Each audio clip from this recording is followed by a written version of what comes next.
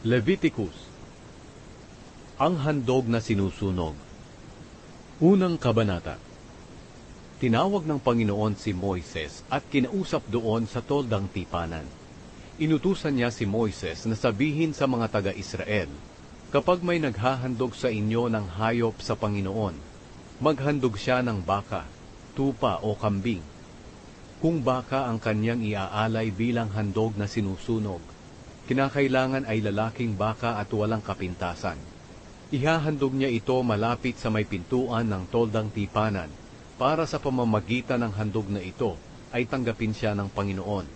Ipapatong niya ang kanyang kamay sa ulo ng bakang inihahandog niya at ito'y tatanggapin ng Panginoon para matubos siya sa kanyang mga kasalanan. Pagkatapos kakatayin niya ang bakang iyon sa presensya ng Panginoon at ang dugo nito'y iwiwisik sa paligid ng altar sa bandang pintuan ng toldang tipanan ng mga pari na mula sa angkan ni Aaron. Pagkatapos mabalatan at hiwa-hiwain ng naghahandog ang baka, ang mga paring mula sa angkan ni Aaron ay magpapaningas ng apoy sa altar at lalagyan ng panggatong na inayos ng mabuti. At ilalagay nila ng maayos sa apoy ang mga hiniwang karne, pati ang ulo at taba. Pero huhugasan muna ng naghahandog ang mga lamang loob, ang mga hita, at pagkatapos susunugin ng pari ang mga ito roon sa altar bilang handog na sinusunog. Ang mabangong samyo ng handog na ito sa pamamagitan ng apoy ay makalulugod sa Panginoon.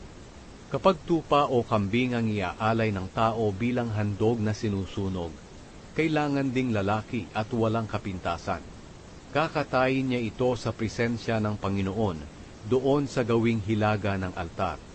At ang dugo nito'y iwiwisik sa paligid ng altar ng mga paring mula sa angkan ni Aaron. At pagkatapos na hiwa-hiwain ito ng naghahandog, ilalagay ito ng maayos ng pari sa apoy, pati na ang ulo at taba.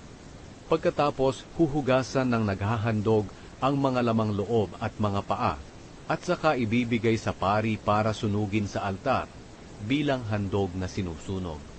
Ang mabangong samyo ng handog na ito sa pamamagitan ng apoy ay makalulugod sa Panginoon. Kapag ibon ang iaalay ng isang tao bilang handog na sinusunog para sa Panginoon, kinakailangang kalapati o bato-bato. Ito'y dadalhin ng pari sa altar. Pipilipitin niya ang leeg hanggang sa maputol at patutuluin ang dugo sa paligid ng altar. Ang ulo nito ay susunugin doon sa altar. Pagkatapos aalisin niya ang butsi at bituka nito at ihahagis sa gawing silangan ng altar sa pinaglalagyan ng abo. At pagkatapos bibiyakin niya ang ibon sa pamamagitan ng paghila ng mga pakpak nito. Pero hindi niya paghihiwalayin at sa kanya susunugin ang ibon doon sa altar bilang handog na sinusunog. Ang mabangong samyo ng handog na ito sa pamamagitan ng apoy ay makalulugod sa Panginoon.